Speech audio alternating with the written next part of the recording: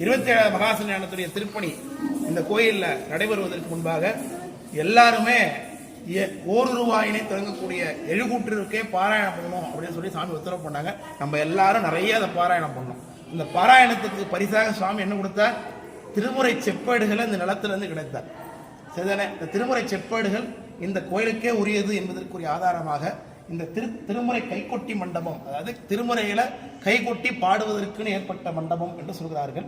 இந்த மண்டபத்தில் நடராஜாவுடைய சன்னிதியில் நடந்ததாக சொல்கிறார்கள். நடராஜா அங்கே தான் இருக்கார். அவர் பார்த்தீங்கன்னா சிதம்பரத்தில் நடராஜா எப்படி இருப்பாரோ அதே மாதிரியே இருப்பார். கிட்ட ஒரு சின்ன ஸ்லைட் வேரியேஷன்ஸ் தான் இருக்கும். கிட்டத்தட்ட இல்லை நடராஜா மாதிரியே இருப்பார். அவர் பார்க்கறதுக்கு ரொம்ப ஆச்சரியமான மூர்த்தியாக இருப்பார்.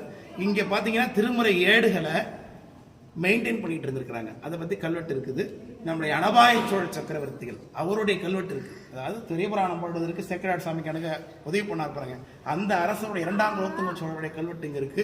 அவருடைய கல்வெட்டில் சொல்லப்பட்டிருக்கு. திருமுறைகள் ஏடுகளில் எழுத வைக்கப்பட்டு அந்த ஏடுகளில் பழுது இருந்தால் எடுத்து பார்ப்பதற்கு, பராமரிப்பதற்கு, அதை கை கொட்டி பாடுவதற்கு நிபந்தனை கொடுக்கப்பட்டது அப்படின்னு சொல்றாங்க.